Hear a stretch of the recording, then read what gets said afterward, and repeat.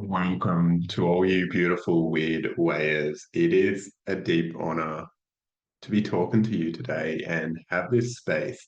I've been watching and seeing this podcast grow as late, and it's filled my heart with so much joy to see so many of you come on, sharing what's been really landing, what's been really coming alive as you listen to this podcast. And it has filled me with such a sense of humbleness, of gratitude, and of love for those of you joining on this show, for those of you who have rated this podcast, who's shared it, who've sent me a message and shared how much you've loved it. It has meant so much for me. And I wanted to add a little bit of extra to this podcast. I've been seeing how this podcast wants to grow, and this has felt like a big part of it. There's an introduction introduced in season 2, and also I wanted to add a little bit of context for each episode and to share more of you from what's happening with my life. I've got had a lot of guests come on lately, so I haven't really had the opportunity to drop in to connect in the way that I really love to on here. So it's such a privilege to have you here and for you to be a part of the show. And I just want you to know that it's felt, it's received, it is so deeply celebrated. We're about to reach our first 1,000 downloads for this podcast, which for me is a big milestone, and I'm so excited for this to continue to grow, for this to continue to expand. And I'm going to ask that if you're listening to this, if you've been someone who's been listening to these episodes and you've got a lot out of them, who's had some incredible insights, downloads, transformations, whatever it is, that you rate this podcast, that you share this podcast, that you tag me and share it with someone you love that you feel would get a lot from this podcast as well. This helps me continue to grow this podcast. It helps me get on more guests that can share their wisdom, share their insights, and helps me continue to bring about this in a really powerful and aligned way. So I'd love your support in that, and I'd love to see how this is all landed for you and what's been really powerful so far. This week, we had a dear sister of mine come on, Blythe Langford. She's a longevity and a legacy coach. And this was a really, really fun conversation for me.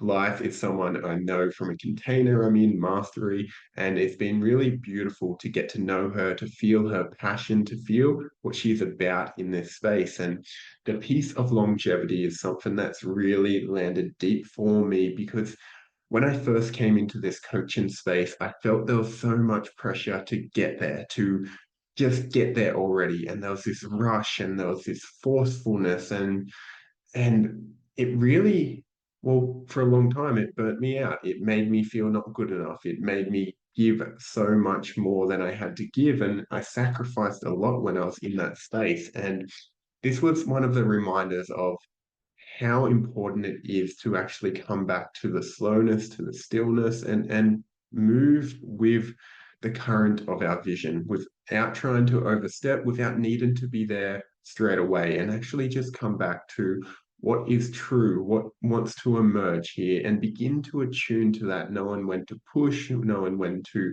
surrender and soften as well. And this was just something that I really loved receiving, how she spoke into this, how she shared her message, and what the topic of longevity and legacy really means, and some really beautiful ways to articulate purpose and the difference between purpose and legacy.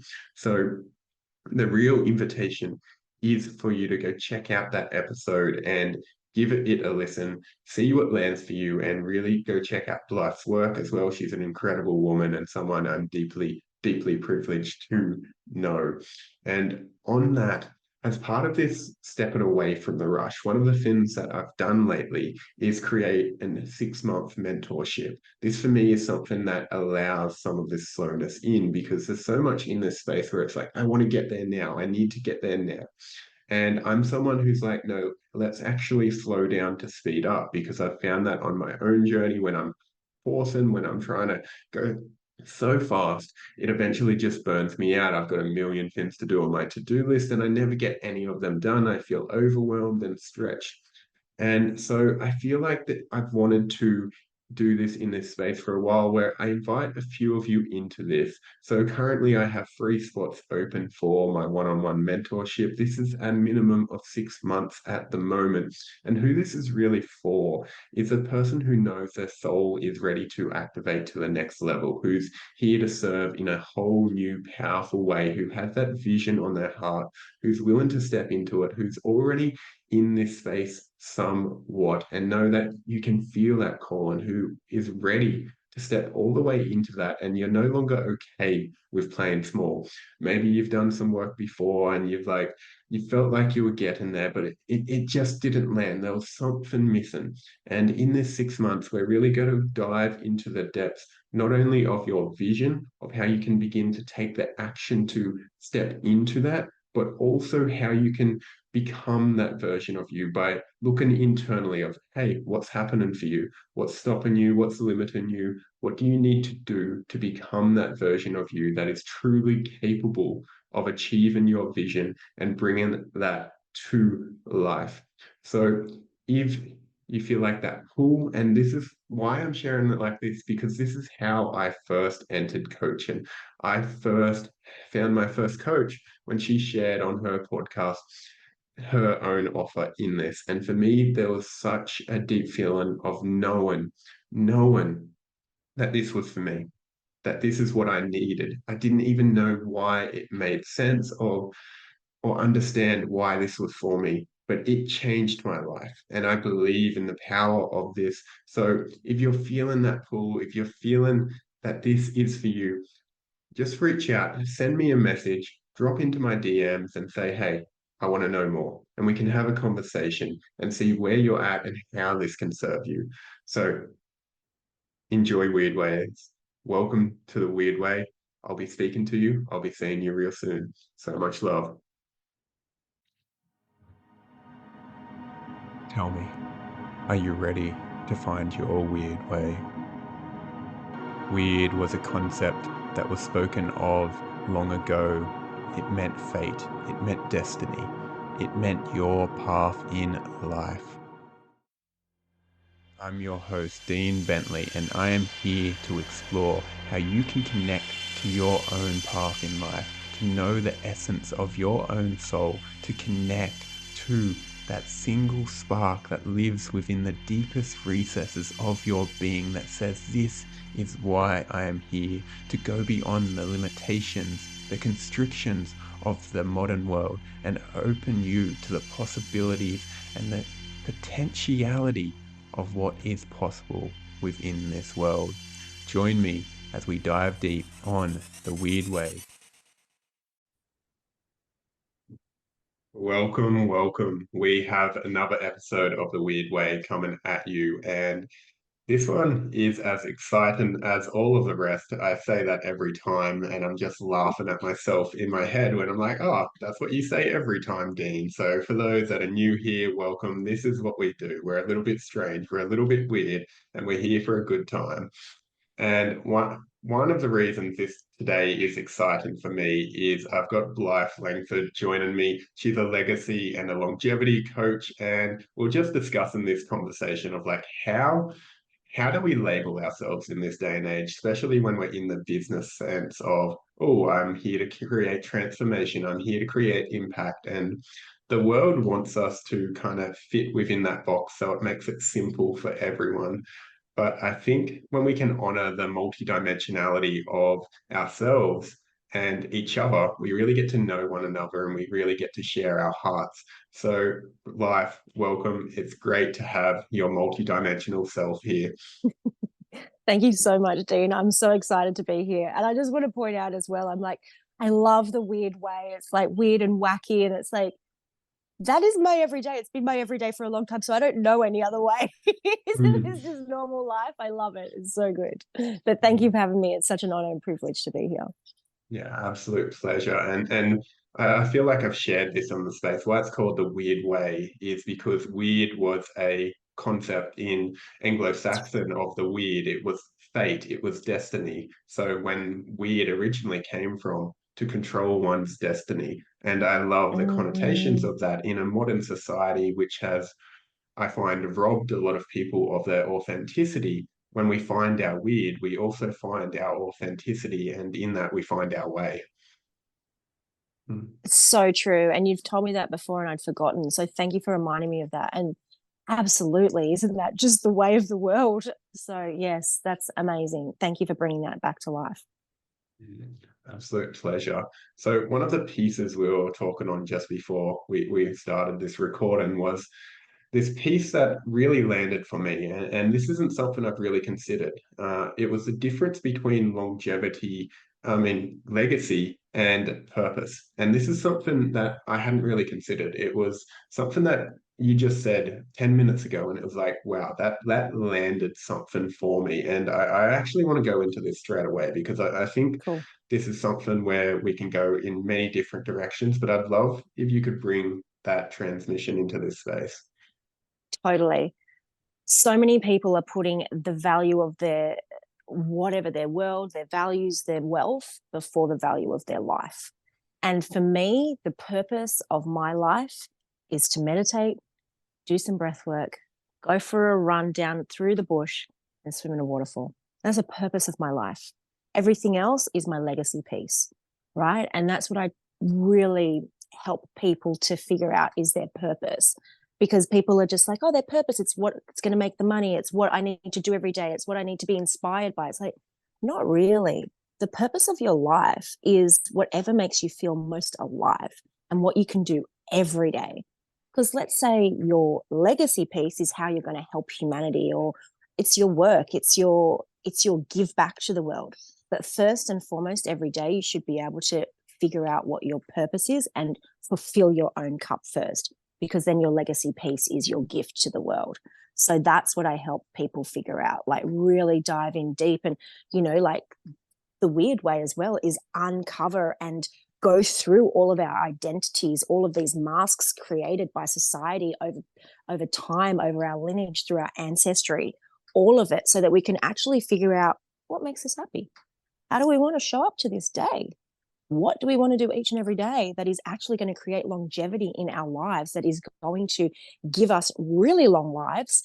And then it's such a gift to show up every day and do our legacy piece, because it's like, yeah, I am fully, fully, fully lit up and I am fully alive. And I know that I'm going to have a really long life, because once you are doing those things that help you to figure out what your life purpose is, you don't get sick anymore because you're fully in alignment, right?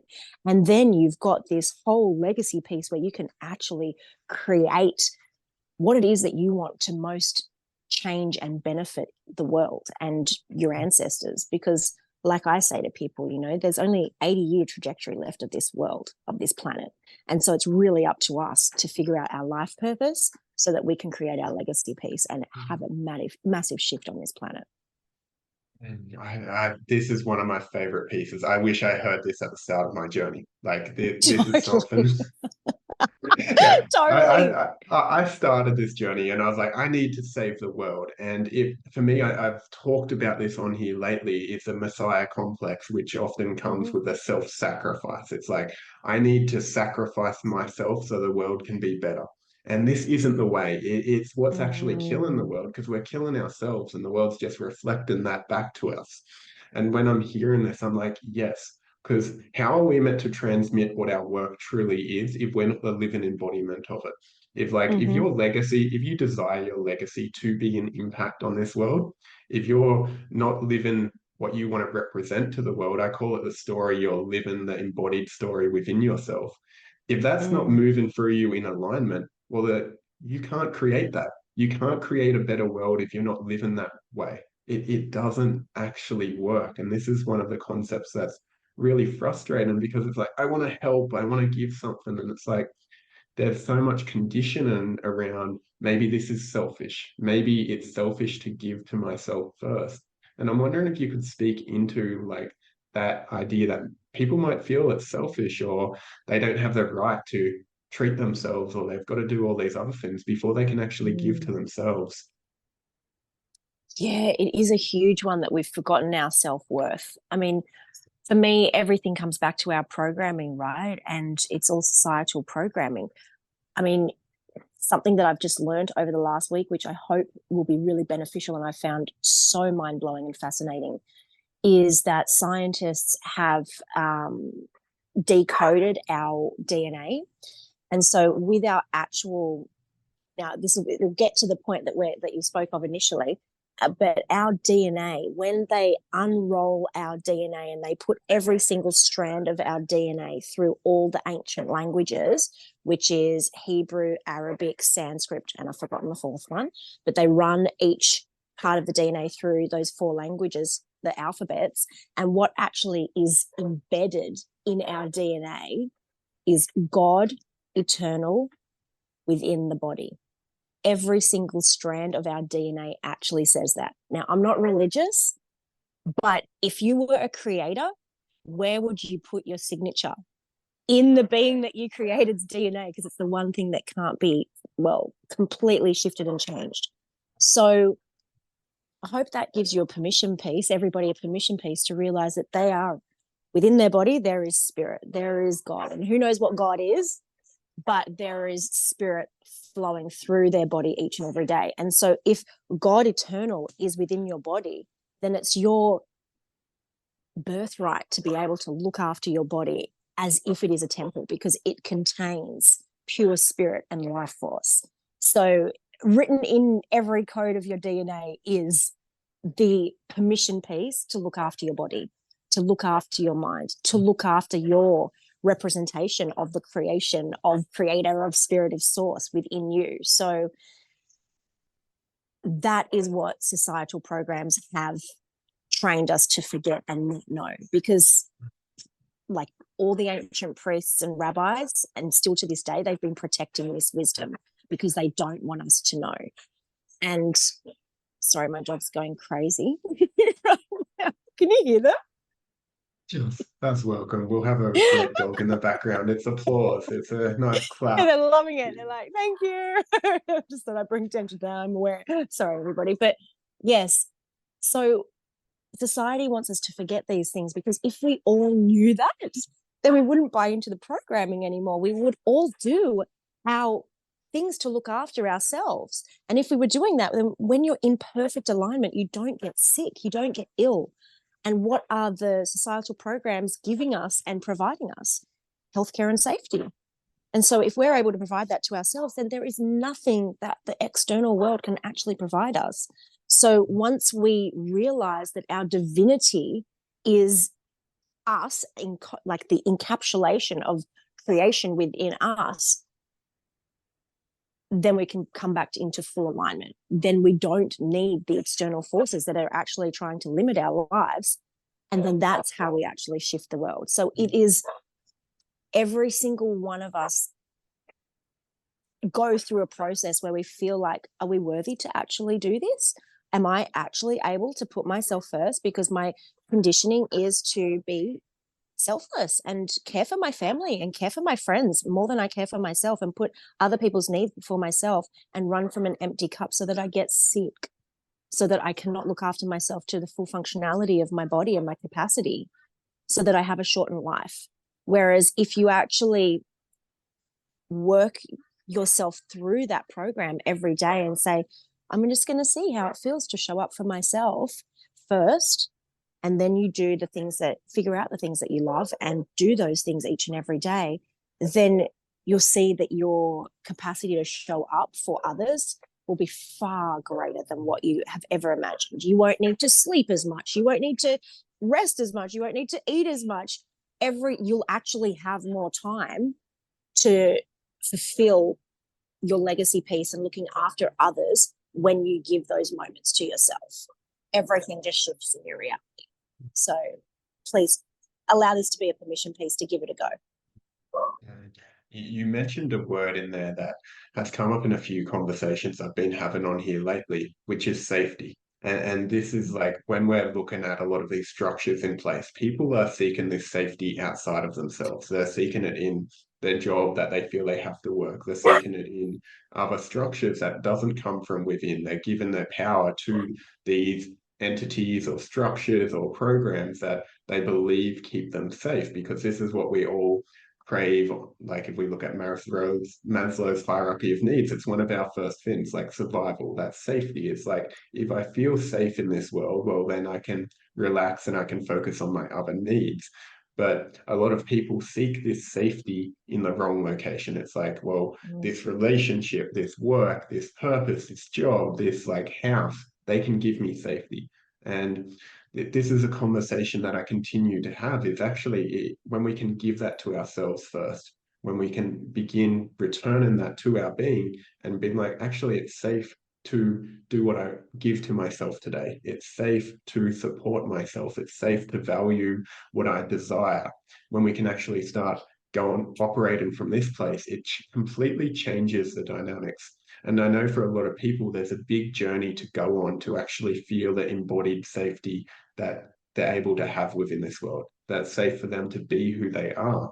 And if you were to like perhaps share a bit of your own journey on that and what it's taken you to end up to a point where you can feel that safety of, hey, it's okay for me to meditate and go for a run and go like breath work each and every day. It's safe for me to do that. And what you had to unpack to get to where you are now. Yeah, I'm actually going to answer that in two ways. I've just written that down. So the first thing I'd love to touch on is safety.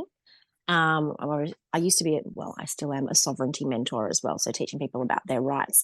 And so and also rebirthing breathwork facilitator, and both of those things are highly linked. So I just want to touch them together because we've all been wired to feel unsafe. As a rebirthing breathwork facilitator, it's all about helping people be birthed and heal their birth trauma. So first of all, heal their birth trauma, because all of us that had their umbilical cord cut means that our first breath due to that cut was in trauma. The umbilical cord is supposed to stay on for a certain amount of time and then it falls off naturally. And in the time that the umbilical cord is attached and the placenta is attached, the placenta will actually breathe for us when we first come into the world. So the baby doesn't actually need to breathe. And so it can just start to experience and create its own etheric body and create an actual boundary for itself before it takes its first breath. And that's why babies can actually hold their breath underwater for up to half an hour, because they've had that, if they've had the placenta kept on, that's what's meant to happen. And, you would have seen ancient tribes where people can walk underwater. We're all supposed to be able to do that, just FYI. So when our umbilical cord is actually cut off, it means that the baby is, like you've seen a baby when its umbilical cord's cut, it cries, it screams, it's actually in pure terror. So our nervous system's first expression of life is terror, and that's not a mistake. So if our nervous system is wired for terror, then we're going to seek out from our perpetrators, where our trauma wounds are, we're going to find safety and comfort from them. So that's why we seek safety and comfort externally, because we've been wired to go through that process. Now, the birthing process, going into a hospital system, for them, it's all just getting people through as quick as possible. So that's why, the traditional ways of doing things and the biological way of birthing isn't current at the moment. But that's what's meant to happen. And so I just wanted to touch base on that, because that's why we seek safety outside of ourselves, because generally our mothers have been drugged when they're in hospital. So we are like our drugs go into our system. That's our first experience of life, and then the terror. So we are numbed out. So we're constantly numbed out and looking for and addicted. That's how our natural state when we're birthed into in a hospital system. So that's why we go and seek out all of these things. That's why so many of us go through, our own hero's journey when we're in our late teens or teens and 20s, where we're drinking, drugging, all of those things, because we are experiencing our addictive nature that's been wired into our nervous system, and then like pendulum swinging through different layers of trauma that we're creating, because that's what's been wired into us. So my own personal experience is very similar to a lot of people, unfortunately, growing up in a very abusive and emotionally lacking environment, emotionally unavailable parents, very violent, literally a war zone every night. And being a child, though, I didn't even realize that I was growing up in terror or trauma. I literally thought I had the best parents in the world, and I still do have the best parents in the world. But they were completely emotionally unavailable and extremely violent. And it wasn't until I was in my 20s that my sister actually like pulled me inside and was like, you got to stop telling people that you grew up in the best place ever, because we lived in a violent household which was extremely abusive. I was like, what? Are you sure? And then all of the memories start to come back. And it was like, wow, yes, okay, cool. Every few years there was somebody dying. Like, and I should also say, being a rebirth and breathwork facilitator, everything that happens in our conception and through birth will be repeating patterns that happen throughout our life. So for me, my grandfather died while I was in the womb, and I've just had people around me die constantly throughout my life. So that has been very common for me. And then being in a family where that is common, it's also with emotionally unavailable parents. It's like, well, you suppress it and you don't talk about it. You got 5 minutes to like go and deal with your whatever you're feeling, and then you can come back in. Or, and if you don't stop crying, then you'll get hit, you know. So my boyfriend, my greatest love when I was 16, had a drug overdose and died, and I had 10 minutes to go down to the park and get over it and never speak about it again. So that was pretty much my life. And um yeah, then through my adult years, yeah, being dealing with that, not dealing with that, I guess, just started partying, and then became a hairdresser, because that's a place where it's actually okay to take drugs all the time and listen to great music. So I was like, amazing, can't be a nightclub owner like I really wanted to be. My mum wouldn't allow that. And so, yeah, became a hairdresser. She wanted to have a hairdresser in the family. She was a narcissist. She told me what to do and I obeyed. And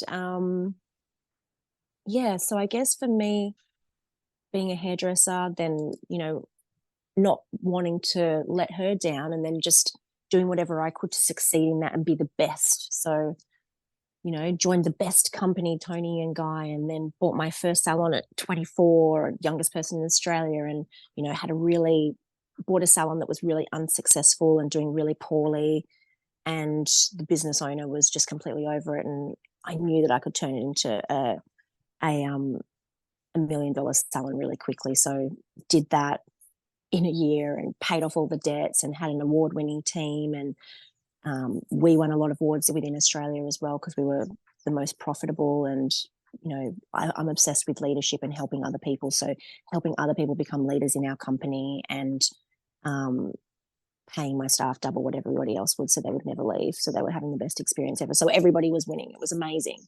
But I felt completely unfulfilled as well. And at 26, I had my second salon, because, I was completely unfulfilled. I'm like, I'm going to build an empire. More wealth will make me feel rich inside. And purchased my second salon. And within this 1 year, where I became a multimillionaire, the head of our global franchise tried to force me into having sex with him, and got all of the other salon owners in board to try and push me into having sex with this man, and told me that they were going to pay me. I could have whatever I want, $1 million, another salon. And I was humiliated beyond anything you could ever imagine. And the worst thing was, my boyfriend was like, why don't you just do it? And this is a boyfriend of 7 years. He's like, we can get $1 million. This is going to be the best thing for us. And then shortly after that, I got cervical cancer. So it was just like the flow on effect of all of these things that were happening, because I was completely out of alignment. And knowing that I was completely out of alignment, that was when I was like, okay, cool. Well, I want to leave. But first of all, I needed to look after my health. So I started to go against mainstream belief to heal my cancer. I had cervical cancer stage 4. Yeah, because, they were the ones that gave me the cancer in the first place. I had a cervical cancer vaccine, and then within 6 months I had cervical cancer. I was like, okay, it's a bit messed up here. And then that also is what started my training and teaching into sovereignty as well, learning legislation, learning about the Constitution of Australia, all of these different things, because I was just trying to help myself. I was stuck in this franchise that I couldn't get out of. And then I was also stuck with ill health. So it was trying to learn everything. And it was quite interesting because where I was going down the rabbit holes of learning about alternative health led me to realize that the pharmaceutical companies actually rule the world and rule the governments. And then that's what led me into common law and crown law and constitutional law and learning about all of these things and how they're exactly the same, really. The pharmaceutical companies are the ones that are creating the law. The pharmaceutical companies are the ones that are creating the education at the universities. So I thought I wanted to be a doctor. And then I realized there's nothing, because my sister was already a doctor, she had medical journals at home, and so did my cousin because they were a radiographer and an osteopath. So I started learning about physiology of the body, anatomy, and reading all these things. And there was just so much missing. I was like, I couldn't be a doctor because there's not enough information for me to learn to actually treat people. And so alternative health started to become my greatest passion and avenue for education and awareness and enlightenment, really.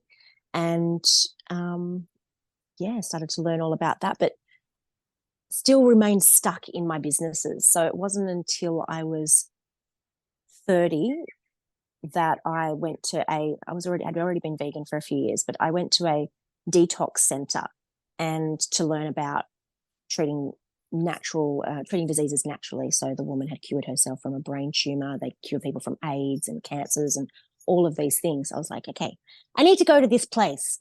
And I was there for, when I first arrived, and they said, Blythe, now this will be your last meal. So drink the soup very slowly. And I remember just thinking, these people are going to kill me. What the fuck is going on here? Oh my God, am I tripping out? What is happening? And then I realized, no, it's literally going to be your last meal because you're fasting. I didn't know anything about the world of fasting. I didn't know you couldn't eat. I literally thought they were trying to kill me. I'm like, what do you mean we're not going to eat? I didn't read the fine print. Oh my gosh, what's going on? But yeah, learned all about fasting and detoxing and how that can cure pretty much every disease on the planet. And then I learned about raw food and became a raw foodist 13 years ago as well. Only by accident. They said, if you feel to continue your detox when you go home, just continue to eat plant-based food that's not cooked and see how you go. And then I went and did a lot of training in that. I became a raw vegan chef 3 times over in 3 continents. But the reason I did that is because every day I felt more magic coming to my life. Every day my intuition got stronger. Every day I started to connect with energy and the earth and frequency and vibration in a completely, well, I hadn't even experienced that before. I probably would be tripping off my head to experience what I was actually experiencing in my day-to-day life. And the trees started to communicate with me. I started to see energy coming out of cars as I'm driving through the tunnel in Sydney, and the clouds, and just seeing everything. And it was like the veil had completely raised and I was living in another reality. And I was like, this is the coolest thing ever. I will just keep on doing this until this stops.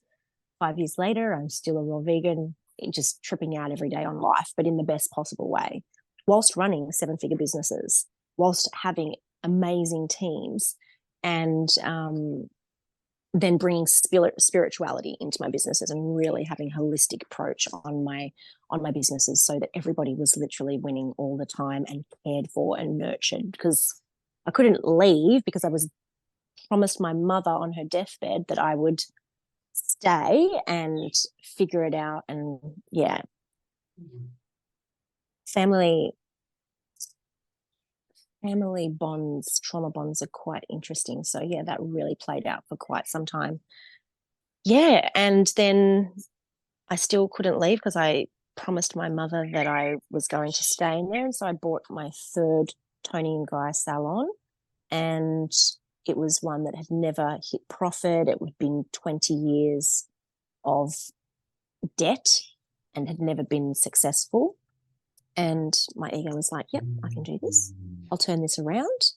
And because I'd already done the other 2, I did it in such a short time frame this time. So I was able to have it be 6 figures in a month. And all of the staff went from the worst in our company to being extremely rewarded.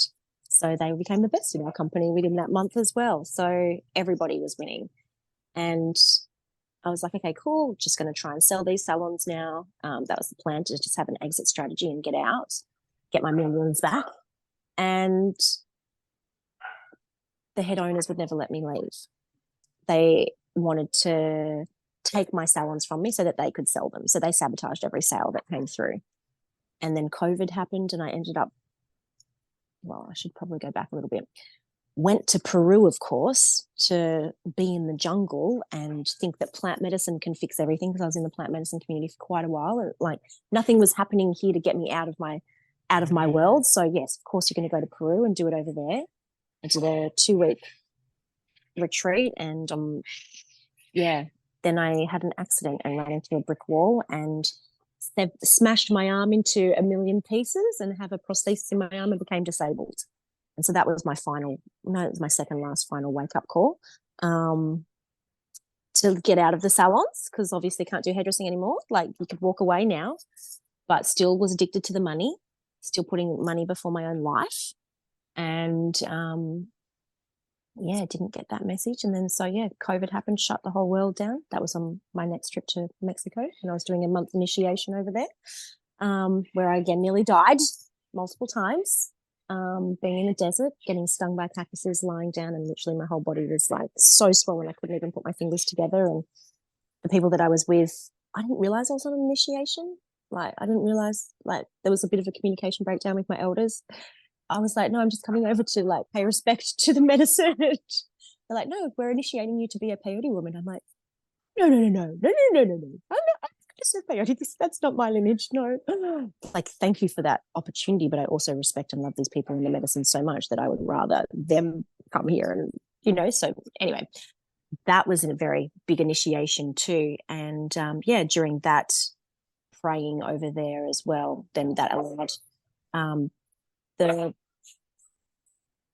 sorry dogs, that allowed the world to shift and everything changed. And then COVID happened and my salons closed down, and I literally just walked away from all of the money. I was like done. I tried to have lawyers. Tony and Guy had tried to well, they'd stolen all the things out of my out of my product, out of my salons. And yes, I was just left with nothing really, and ended up walking away from all of the money and starting over from scratch. But the universe will always provide when you come back into alignment. So I, yeah, went through the sexual harassments, my partner of 7 years cheating on me, disability, cancer. I got many semi-trailers. You know that saying, first you get a feather, then you get a brick, then you get a semi-trailer. I had lots of semi-trailers that you think that you'd wake up to and walk away from putting your life second to money, and I didn't. And yeah, so that's why I'm all about figuring out your life purpose first, because once you figure out what it is that lights you up and helps you feel alive each and every day, and you do that consistently, then your legacy will always be shown to you. Because once you start to do your life purpose and look after your body and treat yourself like a god or goddess each and every day, then you're peeling away the layers of false identity that are there. You're putting your worth before money, which is, money is only a projection of what we make it. And generally for a lot of us, myself included, for a long time, it was the projection that money is more valuable than me, and this is something I need to strive for. And no matter how much I get, I still, was making multi-million dollars every year. It still wasn't enough, and I still didn't feel fulfilled, and I still didn't put myself before the money. Like, whoa, reality check. Like, source, creator, God, Mother Earth, whatever you want to say, is like literally waking me up, like giving me disability, giving me opportunities to walk away. And I didn't, because I was scared to leave the money. And that's like so many people that I speak to in jobs, clients of mine, scared to do what they actually really desire because they don't want to walk away from their money, yet what they're doing is killing them. And so this is something that I see a lot, and I help my clients with a lot, and I'm sure you do as well. And you've had similar experiences as well. It's like what we're doing is actually killing us, and we don't give ourselves an opportunity to follow our hearts because we're so scared that we won't make it. But what does it even mean? Like, we won't make it what? we definitely won't make it to the longevity or the end of our lives if we keep on doing the things that we don't love.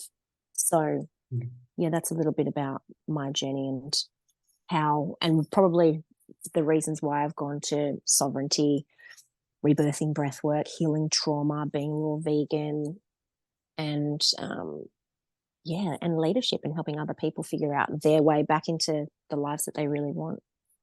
Yeah. I'm just laughing here because there's so much to say, and we were having this conversation before this started recording, and it's like we're having it about, okay, we know that on this path, the more experience, the bigger the initiation. It means you're just being willing to hold more, and you're telling your story there, and I'm just like, initiation, initiation, initiation, and there's a lot there to dive into it, and just to feel like the range of your experience in that, the fullness of that. There's a, I can see why you are where you are. Like, and this is for me one of the beautiful awarenesses that I have, and something I always come back to. When I'm in the depths of an initiation, I can be crawling at the walls, I can be asking why, I can be like praying, why is this happening? What is occurring? I just want something else. Like, please give me something else. And the recognition, and I've heard you sharing this, that the universe is always serving us. It is always providing exactly what we need. We just might not want to listen to it. Our egos don't want to hear that, hey, guy, woman, you're a little bit out of alignment. Get back on your path. It's like the bumper Mm, rails in 10-pin bowling trying to push us back. And sometimes we listen. Sometimes mm, we're attuned to it, and it's like, oh, I hear you. And other times it's like, no, I do need the cancer, I do need like all of these experiences to actually push me onto my path, because clearly I wasn't listening, clearly mm, it wasn't working for me. And it sounds like there's been so many layers of this journey for you, where you've been able to unpack this and like come deeper into alignment. But then there was another layer of like, oh, I wasn't quite in alignment and I was still avoiding it. It feels like the money piece was the big one. It was one of the last things for you to land, of like, oh, I need to let this go so I can come into deep alignment for me. And when you were sharing that, I was reflecting on some of my clients who in the past, where when I was more in the relationship space, are like having that same issue with a relationship of like, oh, I can't mm, leave this. It's like that almost trauma response to the relationship, and also to money, of like, oh, this is, I need this. There's an addictive nature to this that we need to unpack to come back in to our alignment and come into listening to our path. And I'm wondering if you can share about that process of like, oh, peeling back the layers so that we can begin to listen to our path, like begin to come into that place of alignment where it's like, oh, I can feel, say, for a lot of people in the business space, it's like, oh, maybe that would be easy money and I could just go do that and, make the money. But it's like 90% of what they truly want. It's not the mm, 100%. And mm, how that shifts when we actually start going 100% in, when we're willing to go all the way in, rather than I guess I'll accept 90% of what I want, rather than the full fuck yes. mm, mm.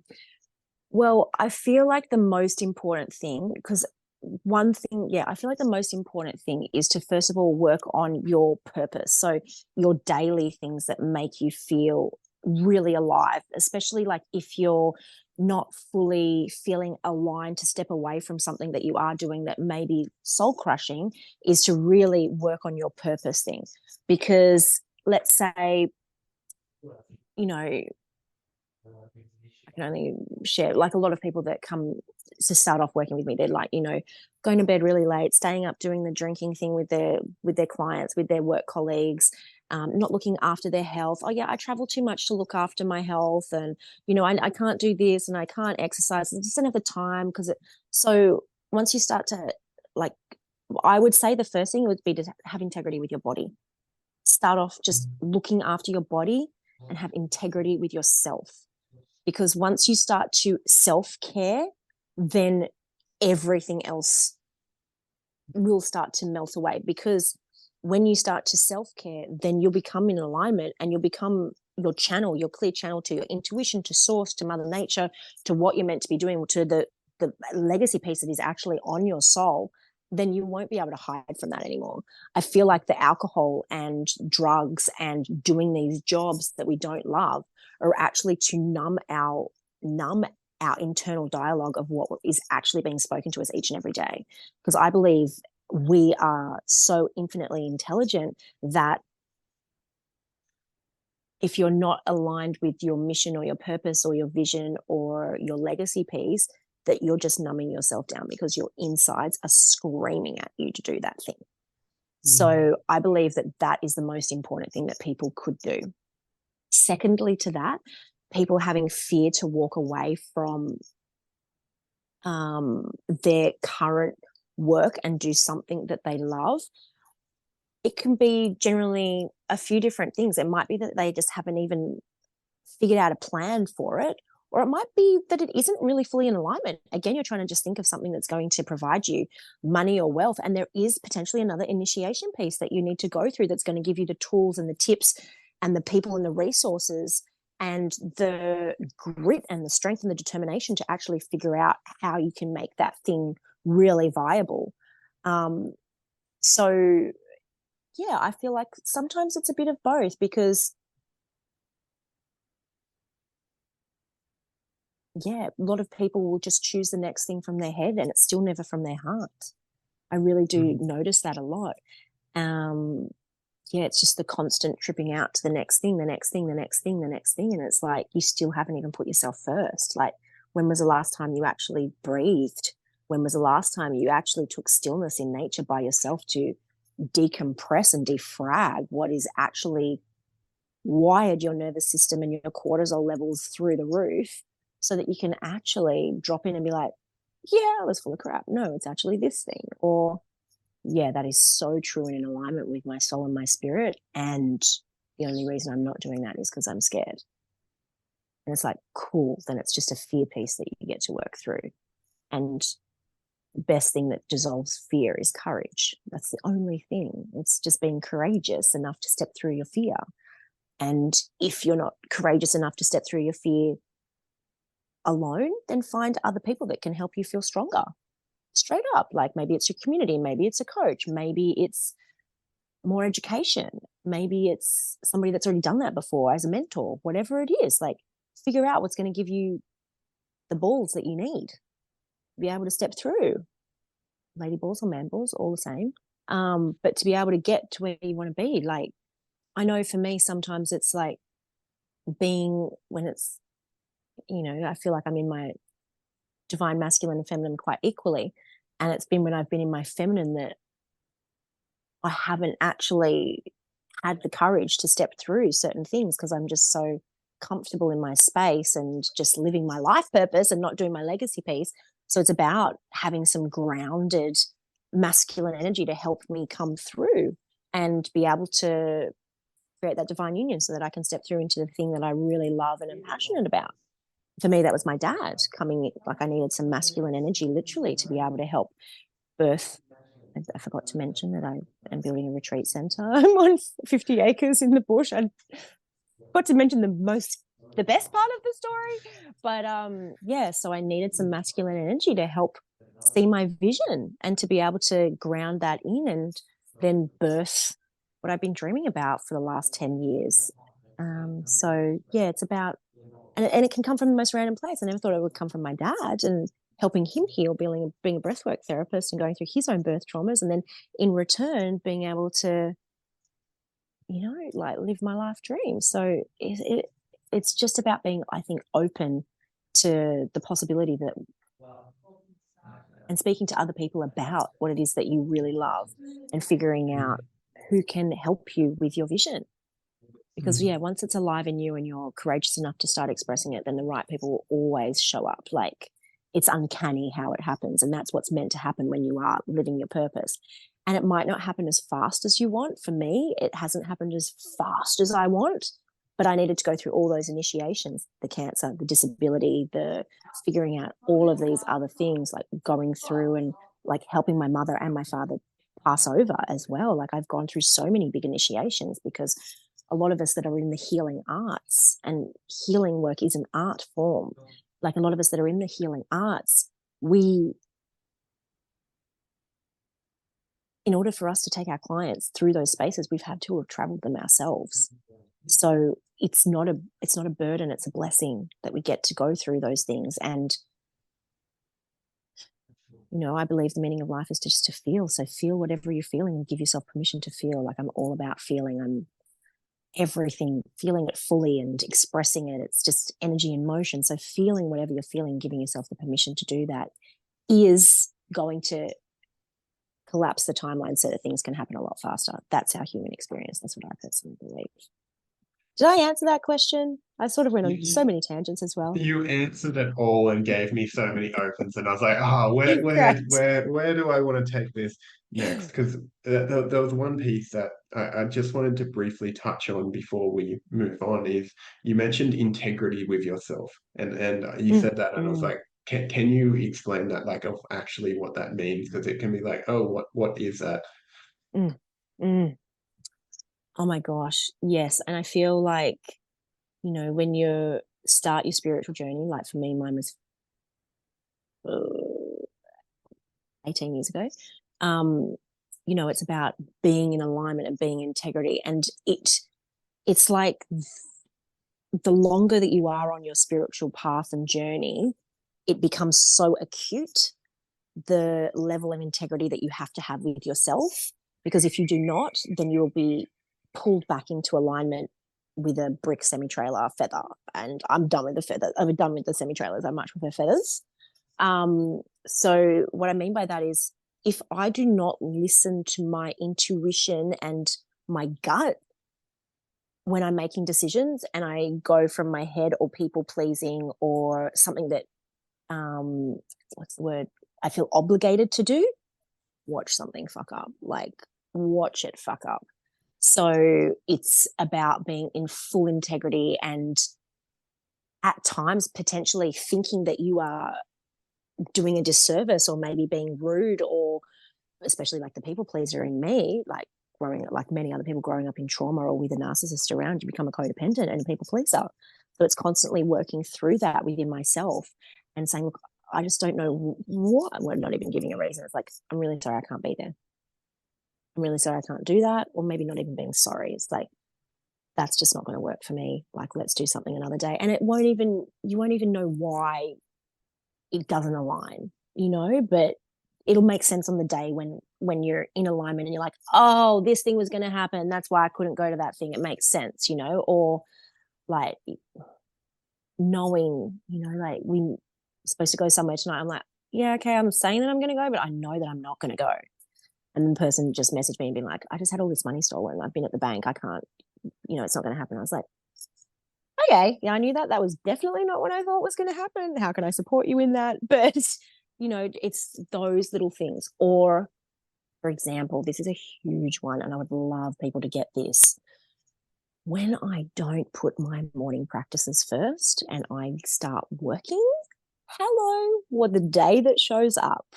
So, I mean, and it's not all the time, but generally, if anything is going to fuck up beyond all repair, will be on a day where I haven't put myself first. And it's a rarity these days. Like I will always do all of my things that I love before I even turn my phone on, because, and I do that quite differently to a lot of other entrepreneurs. People are like, oh, well, how do you even make that money? Da da da da. I'm like, look, I was a multimillionaire for 15 years. Like, believe me, put yourself first, and more money will come through. That's when you're really rich, because there are so many wealthy people that are broke, and there are so many wealthy people that are not rich. So it's all about making yourself rich, and then everything else will come. Like the richness comes from your experience of life.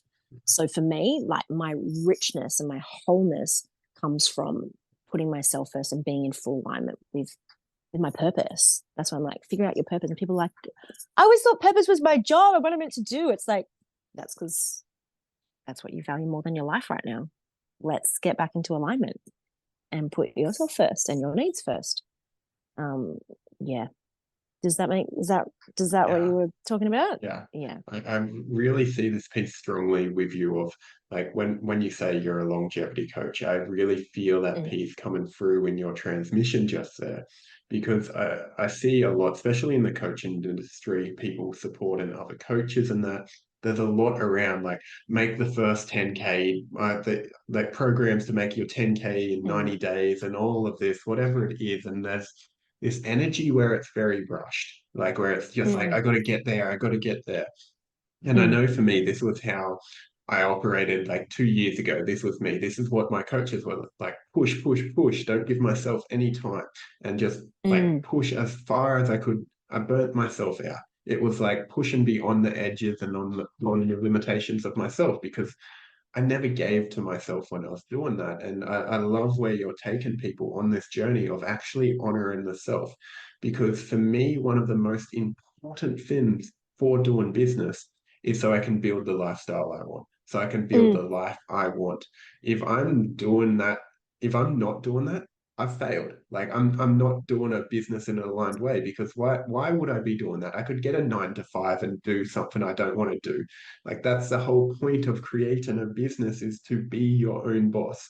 And that doesn't mean you don't do anything, but it means you do it in a way that's aligned to you. And this is something that I feel is a change and a shift. And I ran a workshop on the weekend called The Path of Service. And one of the pieces I taught was that the initial phase, the hustle kind of thing, is very much the initial hero's journey. It feels like mm, this conquering archetype where I need to go out and I need to get and take, and I've got to prove that I'm strong, that I'm tough, and that I can do all these things. And there's this mm, almost immaturity to it where I need to prove myself. I need to be the one who looks very bright and shiny and all of this. And this is what I found. And then on the other side of that, there's what I call the artist's journey. This is based off like Stephen Pressfield's work, The Artist's Way. And he speaks about the artist's journey. And it's like the continuation of the hero's journey that never stops. Because you spoke about mm, this as healers, coaches, facilitators, we'll generally have to go on the journey again and again to deepen and grow and transform and evolve so we can guide other people along that way as well. Because if I'm stagnant here, well, are my clients going to go any further? There's got to be no energetic vortex to help pull them through. It's like, I'm done, guys. I'm done. Like, I need to be continuing my own evolution. And that may be sitting in stillness and doing nothing. That can be growing. Like growing doesn't always mean doing a lot. I just want to frame that section because I see that if you're not growing, you're dying. And then people are like, I'm not doing anything. Well, maybe your conditioning is you need to stay still and that is growing. So just a caveat to that. And in the mm, artist journey, it becomes more about creating a more beautiful world. It's like, no, I'm building something here. I'm placing a brick each day. I'm not trying to conquer another castle. I'm building my own castle. And this is where I see a lot more people coming into their maturing is they recognize to be the king and the queen, which everyone seems to want. And they're like, find your king, find your queen. No, that actually, you've got to build your own castle. You've actually got to build that because if you're trying to take someone mm, else's, you're a usurper. There's not like the I don't depth of connection to what you've built. It's just like, oh, I don't care. And for me, this is one of the most important pieces when we're considering longevity, because if you conquer another castle, like I'm going to stick with this metaphor, there's going to be people who are going to want revenge, they're going to want to take it from you, and there's going to be constant fighting. If you're building your own castle, you're going to be building relationships with people who can support the build of your castle. You can build relationships like with the land, with the castle itself. You know every nook and cranny, and then you can sit and you can relax like when it's done and be like, cool, like this is mine. I don't need to defend mm, this in the same way because I know in my bones this is mine. And I find that is where the longevity lives. Because if you're trying to conquer, well, how many soldiers die quickly? Like that, the old caveat, knights die young. It's like, cool.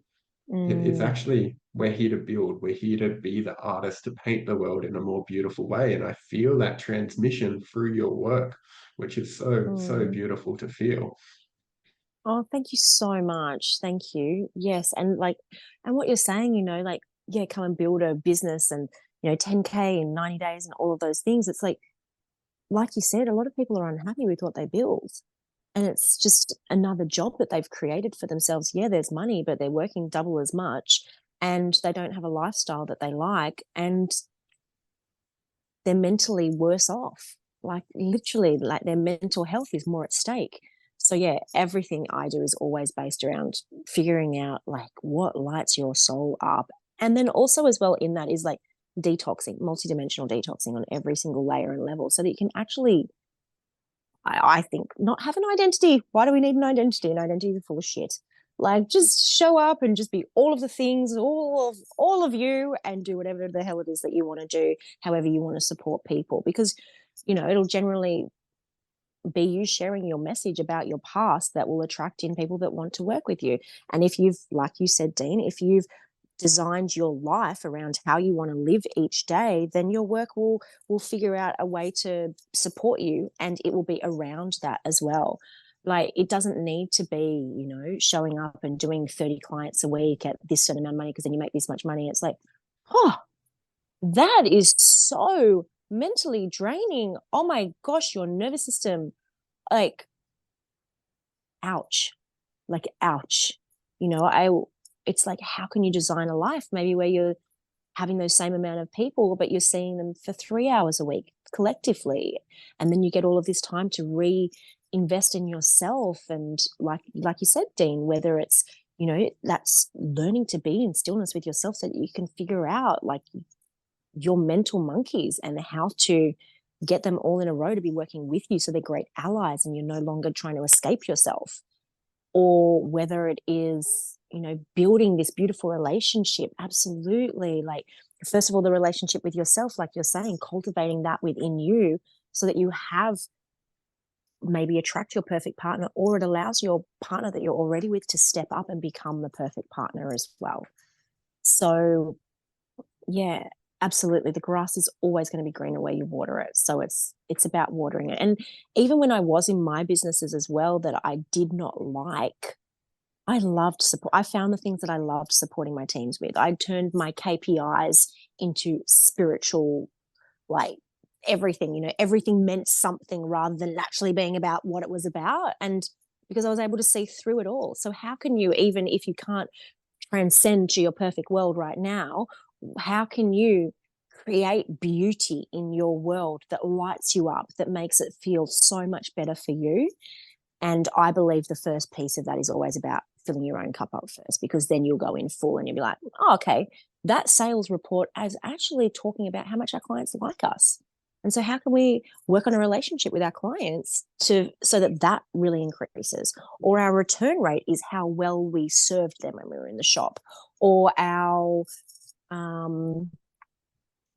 our cost of goods shows how much we respect the earth because we don't want to pollute it. Like I literally had those metrics change around in my businesses, and it was like, wow, okay, now that people were seeing it in those certain ways, it was like, we're going to do everything a lot different, like a lot more differently, So it's creating such beauty and respect, like I said, for yourself first, and then for your environment will change and shift everything. And then you'll get to see what it is that you're passionate about, and then your next legacy piece will really really show up for you. And thank you for honoring the legacy and the longevity, and seeing it through your eyes, Dean, has just been like, whoa, it's so beautiful that you get it as well. I was like, wow, it's so amazing that you get it like that. It's yeah, Mm. it's amazing. Because then, like we were speaking about before, I'm like, oh, I don't know if I like calling myself longevity and life coach, like longevity and legacy coach. People don't get it.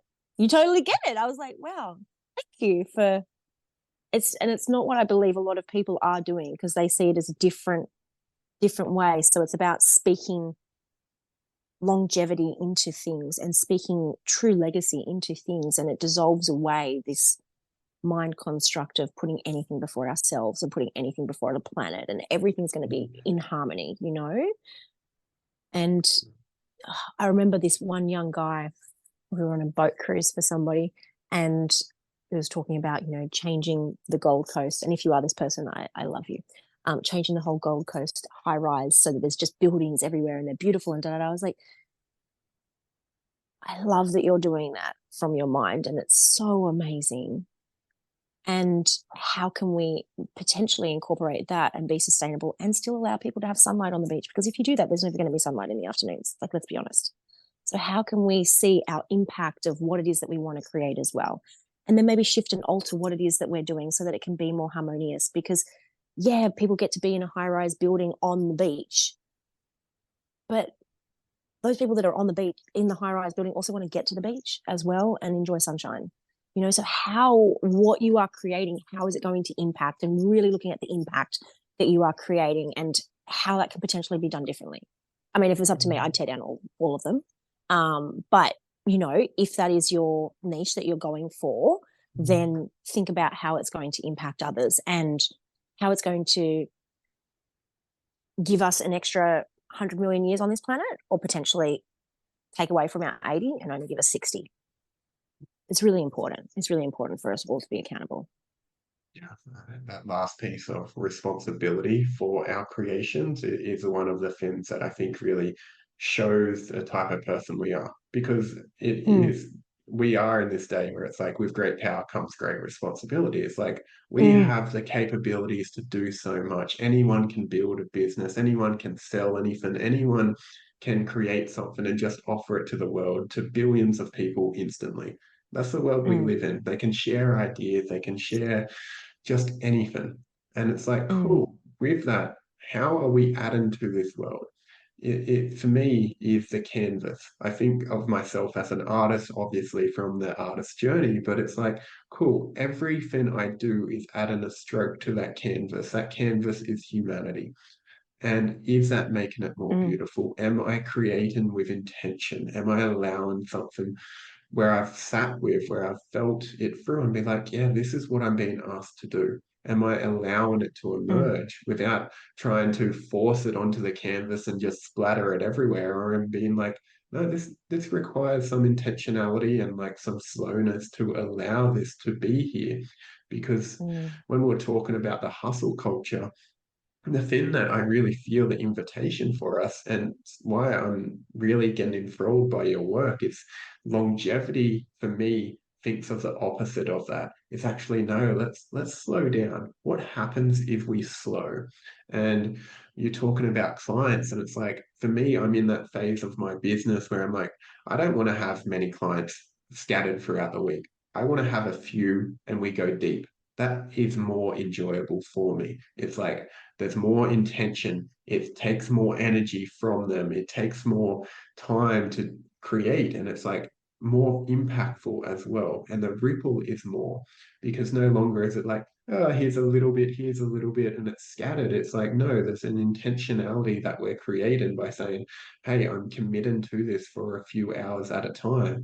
And instead of needing the mm, transformation to happen like just like that, just in the next like minute, it's like, no, let's give the body some time to calibrate and allow it to land. mm, And when we operate from that, I think the ripple is so much different because it's like, no, I'm not trying to rush through this life to what get to the end so I can die and like come back. It's like, oh, do I want to slow down and enjoy as much as possible? And this is my biggest shadow because I'm like, there's so much to do, so much I want to create in this world.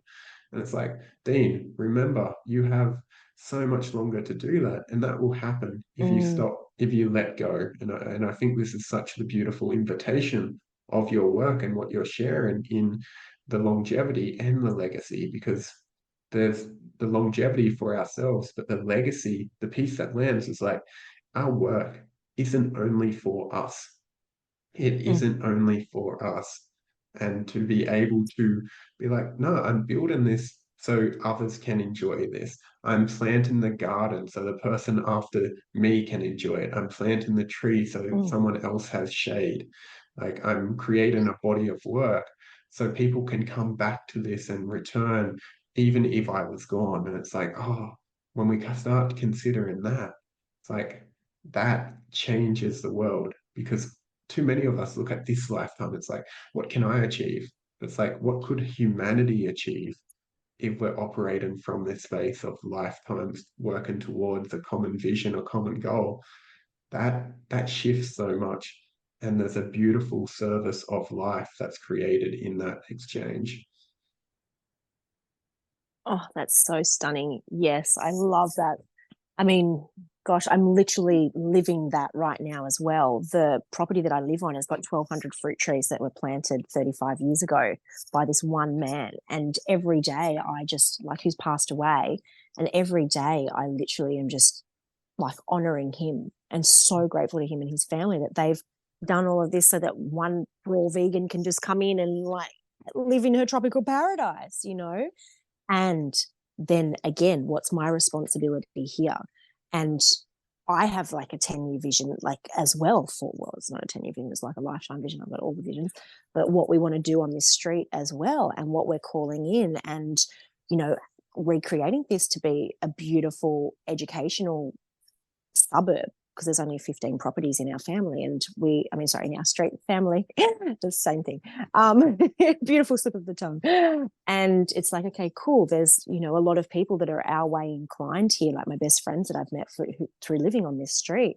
And it's about bringing more people in and creating that community vibe, not by subdividing the land, but actually expanding so that it's community together, working together, so that there's different spots in our suburb where different things are happening. Obviously, I've got the exotic fruit trees, and then other people have got different bits where they all marry up and match up. We've even got an airstrip down the street on one guy's property, which is amazing. So all of our needs are met here, right? And it's like you said, that responsibility piece. How is it going to be better? Like, what impact are you going to create? Like within my salons, I didn't have any waste in my salons. The hair we would recycle, they would turn into mats that would help with oil spills. The cans they would recycle back into foil so we could actually use them. The color, we never put color down the sink. They would actually treat it so that it would turn back into water. Like, we recycled absolutely everything. There was no waste in our salon at all. And all of my salons were like that. It was amazing. And then bringing that awareness onto the land as well. Like, I'm a city girl, but coming to the land as well. And once you start to become in tune, and I'll touch into being in tune with the land as well. But once you start to become in tune with that as well, then you get the visions of what's meant to happen there as well. You don't need to like egoically think that it's all going to, you need to think about all of these things. Just be in alignment. You'll get all the messages. It'll come through. You don't need to stress or worry. You know, like, I don't know why I am personally thinking about windmills and hydro technology and how that is going to work and on my farm, but I'm waiting to meet the person. And this is how it always happens for me. I get the visions 10 years in advance and then figure out all the people and all the links in the chain and how it's going to get there. It's like, okay, cool. We're going to have a windmill here. We're going to have this hydro technology, and then we can be completely sustainable like that, rather than the solar technology, because I don't want to create lithium batteries that are really actually detrimental to the environment. So it's all of these little pieces. And for me, like, I'm obsessed with nature. I'm obsessed with health, because they are the same thing. Like, nature is our body, and literally there's a black cockatoo just screaming right now, which is a beautiful alignment. When Like, so much has been hidden from us, right, about our actual bodies. What, like, I don't even know where to start because I'm so excited about the human body. Like, it just blows my mind. The Around the lining of our gut, there's like little tubes all the way around, right? And they look like flowers. Like, we are literally within our body. There is like flowers and waterfalls within us. Like, we are as beautiful as the external world.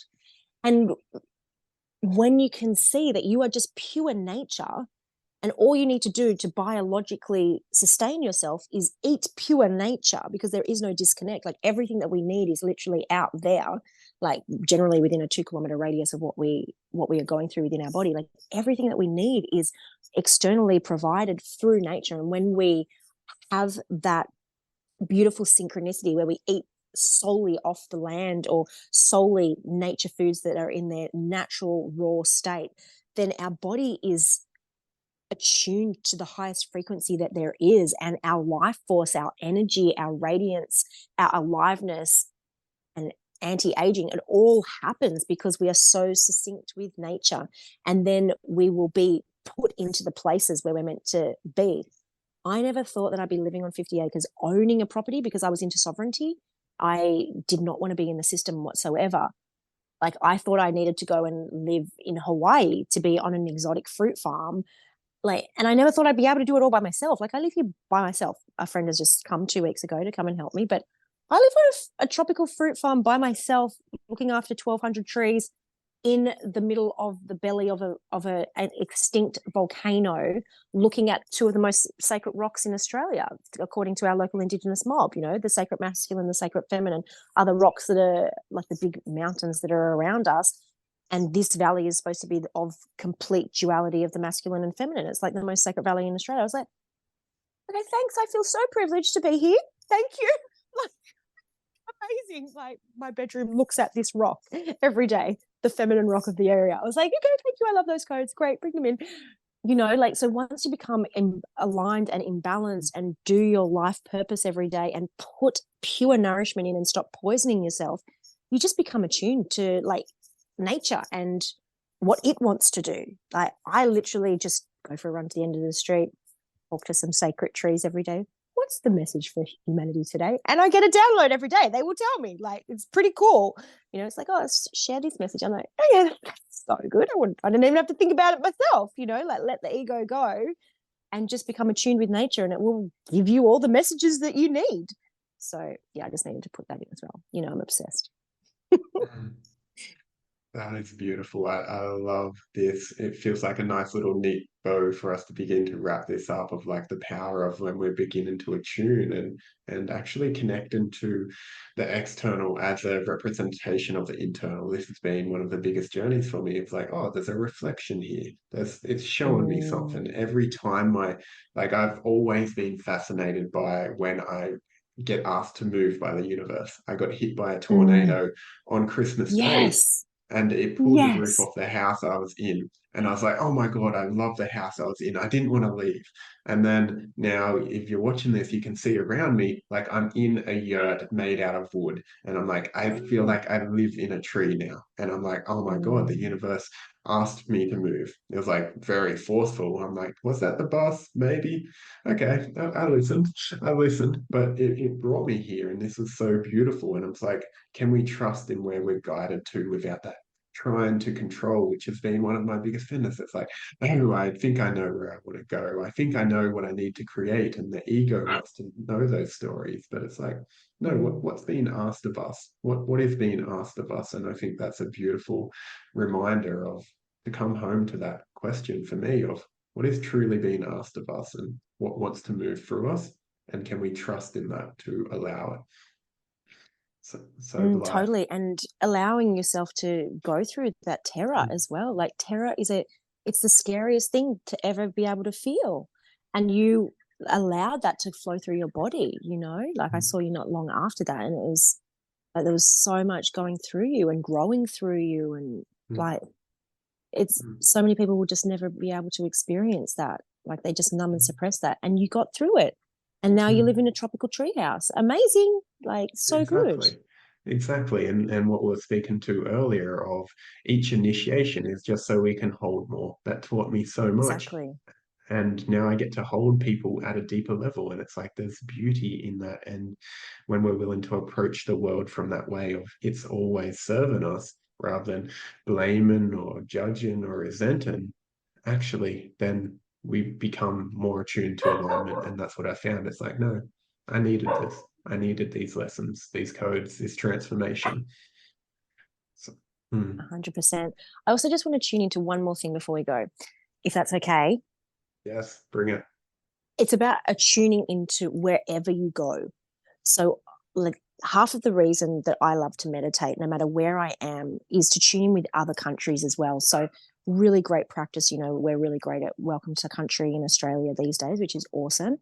And when we go to other places, just attuning to wherever you are. Like when I went to Singapore, like I'm just going to say two of the biggest experiences that I've ever had. Going to Singapore, and I was sober, not doing plant medicine or any of those kind of things, just a raw vegan. But